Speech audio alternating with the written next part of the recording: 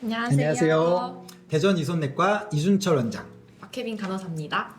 최근에 이제 출산율이 늘고 임신과 출산에 관련된 많은 관심이 이제 폭증하면서 정말 많은 산모분들이 임신 초기의 갑상선 문제라든가 임신 후기에 발생하는 임신성 당뇨병으로 내원하시거나 문의를 해주시고 있습니다. 맞아요. 정말 전화도 많이 오시고 주말마다 특히 이제 남편분이랑 같이 오셔야 되니까 주말에 많이 찾아오시는 것 같아요. 맞아요. 관심이 많으시고 워낙 임신, 이제 새로운 아기 중요한 문제라서 저희도 성심성의껏 답변을 드리고 가능하면 많은 시간을 내서 상담을 해드리려고 하지만 많은 산모분들과 그 가족분들에게 세세하게까지 설명을 드리는 데는 조금 부족함이 있지 않았는가 늘 반성하고 있습니다. 그래서 이렇게 유튜브를 촬영해가지고 정보를 드리려고 왔어요. 그래서 평상시에 질문하시는 내용 포함해서 추가로 궁금해하시는 부분이 있다면 이어서 시리즈로 연재를 한번 해보도록 하겠습니다. 원장님, 요새 임신 준비하시면서 이제 당뇨병이나 갑상선 질환이 있으면 임신이 안 된다더라? 이런 걱정 가지고 저희 병원 많이 오시는데 영향이 좀 있을까요? 영향이 있는 건 맞는데 불임이라고 해서 임신이 안 된다라고 하는 것은 정확한 얘기는 아니고요.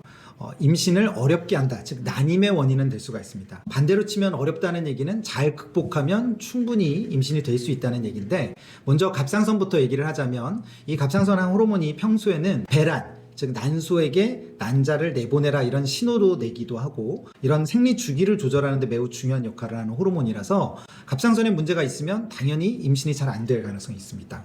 근데 이거는 호르몬만 잘 복용을 하고 정상 수치로만 만들어주면 특별히 문제가 되지 않는 충분히 극복 가능한 문제고, 당뇨병의 경우는 약간의 환경적인 문제랑 영향이 있는데 여기서 말하는 환경은 이제 자궁 내의 환경을 말하는 거죠. 이제 수정이 된 그 아기가 착상이 되거나 잘 착상이 됐을 때도 이제 유산되지 않고 잘 자랄 수 있는 환경이 혈당에 영향을 받습니다. 그래서 혈당 조절이 잘 안 되는 상황에서는 임신이 되더라도 그런 위협을 받을 수 있는데, 이 역시도 계획된 임신, 즉 임신 전에 한 3개월에서 한 6개월 전부터 철저하게 혈당 조절을 잘 하고 이러면 충분히 극복 가능한 문제다.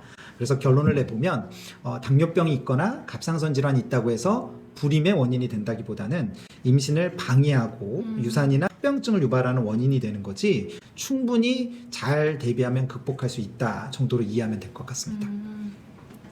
원장님, 원래 당뇨가 없으셨거나 이제 어머니 아버님 당뇨 없던 분들도 애기 생기고 당뇨 임신하니까 갑자기 혈당이 확 올라가지고 놀라서 오시는데 이건 왜 그런 거예요?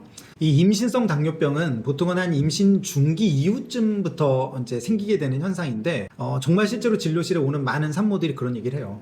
전에 건강했고 임신 초기만 해도 멀쩡했는데 왜 갑자기 이렇게 혈당이 오르느냐. 일단 첫 번째, 본인이 뭘 잘못해서 절대 생긴 현상이 아니다라고 하는 거고, 어찌 보면 임신으로 인한 자연스러운 현상이 하나일 수도 있다 하는 부분을 말해주고 싶고요. 우리가 배 안에서 아기가 막 커가다 보면 엄마한테 많은 영양분을 받고 필요한 부분들을 받고 해야 되는데, 그 어찌 보면 집 통로 역할을 하는 게 태반이라는 거거든요. 아기가 이제 막 커갈 때 임신 20주 이후 정도가 되면 근데 그 태반이 점점점 기능도 활발해지고 커지면서 여러 가지 물질들을 막 만들어내는데, 그게 공교롭게도 엄마에게 있어서는 인슐린이다라고 해서 혈당을 조절을 하는데 필요한 호르몬을 방해하는, 그래서 그걸 인슐린 저항성이라고 하는 현상이 생깁니다. 아기 측면에선 당연히 생기는 현상인데, 만약에 엄마가 임신 전에 인슐린의 기능이 조금 떨어지는 약간 당뇨병 전 단계에 있거나 이렇다면 이런 현상이 임신 때 생겼을 때 남들보다 혈당이 확 올라가게 되는 현상이 생기게 돼서 임신성 당뇨병으로 진단을 받게 되는 거죠. 정리를 좀 해보면, 일단은 임신 때 혈당이 올라가는 거는 태반과 임신과 관련된 여러 가지 호르몬 물질들에 의해서 자연적으로 형성되는 현상인데, 누구는 당뇨병이 되고 누구는 안 되느냐는 그 전에 내가 인슐린 분비량이 충분했냐, 기능이 잘 됐느냐, 당뇨병 전 단계가 있었느냐가 중요한 요소가 될 것 같습니다.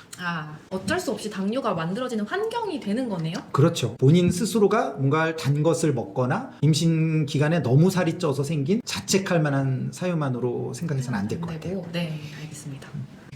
임신 중에 혈당 조절이 잘 안 되면 이제 아기나 산모한테 어떤 영향이 있을지 많이 걱정하세요. 맞아요. 가장 많이 하는 질문이 정말 혈당 수치가 1, 5, 씩 올라가는 만큼 바로바로 아기한테 손상이 가는지를 엄마들이 가장 많이 걱정을 하거든요. 근데 그렇게 직접적인 손상이 오는 건 아니다. 마치 우리가 담배를 오래 피면 폐암이 걸 확률이 늘어나는 것처럼 혈당이라는 게 올라가 있고 그 정도가 높고 그 기간이 길면 아기와 엄마에 관련된 나쁜 일들이 많이 일어난다 하는 개념이지, 그렇게 직접적으로 막 손해가 나는 그런 상황은 아니니까 일단 첫 번째, 너무 걱정을 하거나 두려워하지는 않았으면 좋겠고요. 그래도 우리가 혈당 조절을 하는 건 아기도 건강, 엄마도 건강하려고 하는 거니까 각각을 나눠서 얘기를 하자면, 먼저 혈당 조절이 안 되면 아기는 너무 살이 찌는 거대아, 출산 당시에 이제 체중이 4kg 이상이 되는 거대아를 말하는데, 요즘처럼 당뇨병에 대한 모니터링을 하고 조절을 하는 가운데는 거대아가 나오는 일은 거의 없습니다. 어느 정도의 체중이 좀 더 느느냐 안 느느냐 정도의 문제가 되는데, 아무래도 이게 체중이 늘게 되다 보면 출산하는 과정에서 문제가 생길 가능성이 있어요. 큰아이가 나오다 보면 출산 과정에 있어서 예기치 못했던 그런 이벤트가 생길 수도 있고, 그런 걸 또 극복하기 위해서 어쩔 수 없이 자연분만보다 제왕절개를 해야 될 확률이 좀 더 높아지고, 엄마들 측면에 있어서 위험성을 잘 극복해서 잘 나았다 하더라도 아기가 성장하는 과정에서 소아청소년의 비만, 나아가서는 성인의 비만, 이런 걸로 이어질 확률도 높아지죠. 약간의 비만의 요소를 타고 나서 시작한다라고 하는 불리한 요소가 있죠. 네.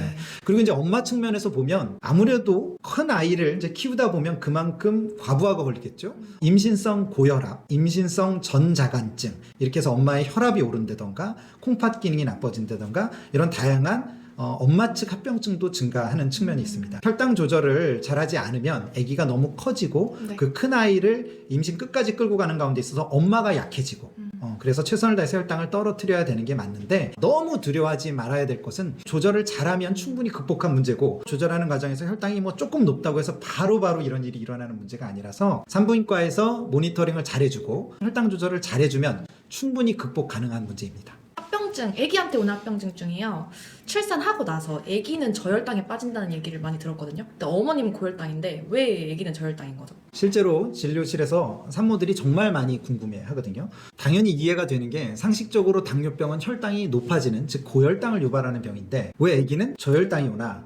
상식적으로 생각하면 출산 후에 엄마의 고혈당이 이어져서 아기도 고혈당이 와야 될 것 같은데, 또 인슐린 치료 같은 걸 받는 산모들은 내가 인슐린 주사를 필요 없이 아니면 너무 많이 맞아서 그 영향으로 아기한테 저혈당이 오냐를 궁금해하시기도 해요. 인슐린이다라고 하는 건 우리가 치료를 하려고 놔주기도 하지만 엄마, 아기한테 정상적으로 나오는 호르몬이잖아요. 네. 그리고 인슐린이라는 기능은 혈당이 높으면 그 혈당을 떨어뜨려주는 게 그 기능이에요. 근데 임신성 당뇨병이 생기면 엄마의 혈당이 높으니까 혈당이 아기한테도 그대로 전달이 되거든요.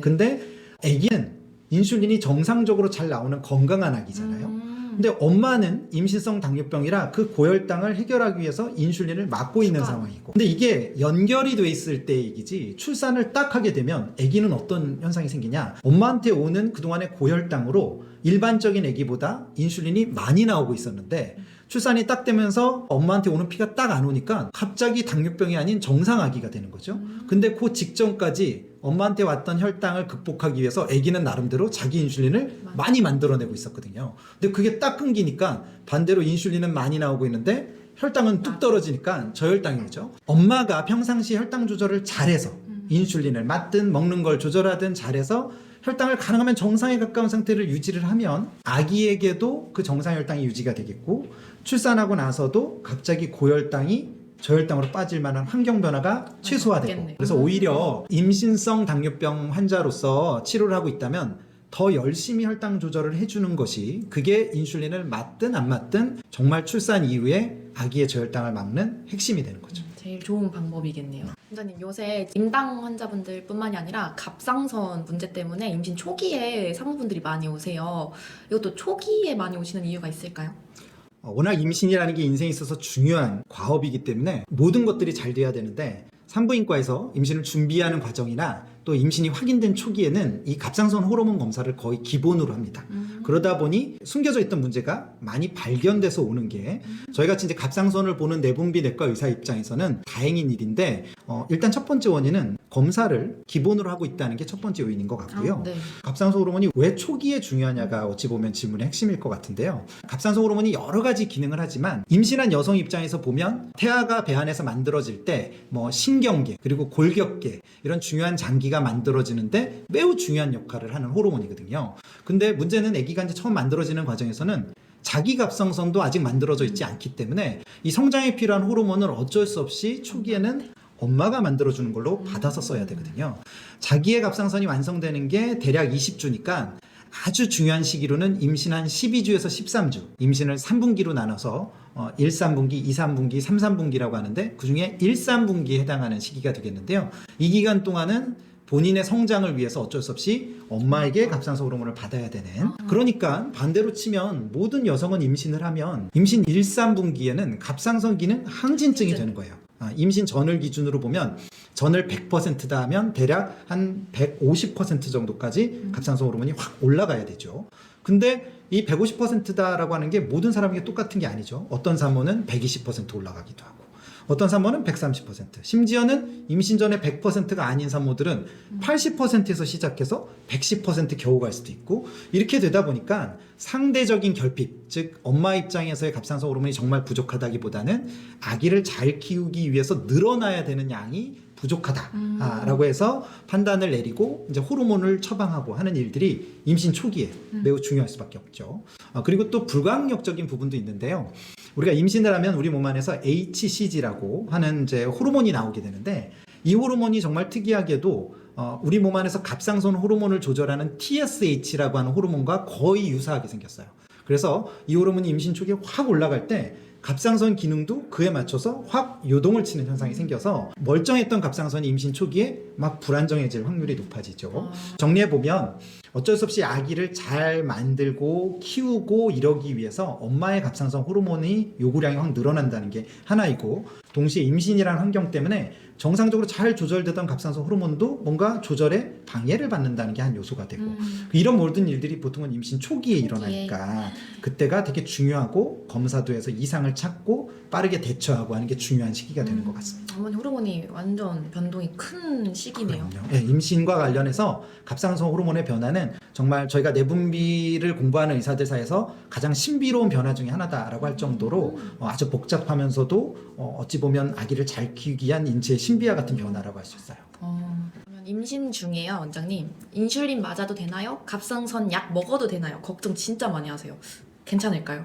그게 약이라는 생각 때문에 그렇겠죠. 처방을 냈을 때 직접적으로 환자분들이 저한테 불안하다, 걱정된다 이런 얘기를 하진 않는데, 약간 불안한 눈빛을 보이는 환자들을 봤을 때는 왜 나한테 약을 처방할까 하는 두려움이 막연히 좀 있어 하는 것 같아요. 인슐린이다라고 하는 호르몬 제제, 그리고 갑상선 약도 갑상선 호르몬제, 두 가지 다 호르몬이지 않습니까? 원래 내 몸에서 지금도 나오고 있고, 그리고 또 자연적으로 몸에 존재하는 물질인데, 그게 임신이란 상황 때문에 저항성이 걸려서 잘 작동을 안 하거나 아니면 필요한 만큼이 좀 부족해서 그래서 채워 넣는 보충 치료이거든요. 그래서 당연히 이건 약이 아니다. 이해를 돕기 위해서 예를 들면, 우리가 불의의 사고로 출혈이 너무 많아져서 이제 막 혈압이 떨어지고 이런 환자가 왔을 때 가장 빠르게 피를 보충해 주는 방법은 수혈이잖아요. 근데 그 수혈을 줄 때 이게 약이다라고 생각해서 많은 양이 들어오면 안 된다라고 생각하는 사람은 아무도 없거든요. 그것처럼 원래 내 몸에 필요하고 정상적으로 작동하는 호르몬이 부족해서 넣어주는 보충 치료이기 때문에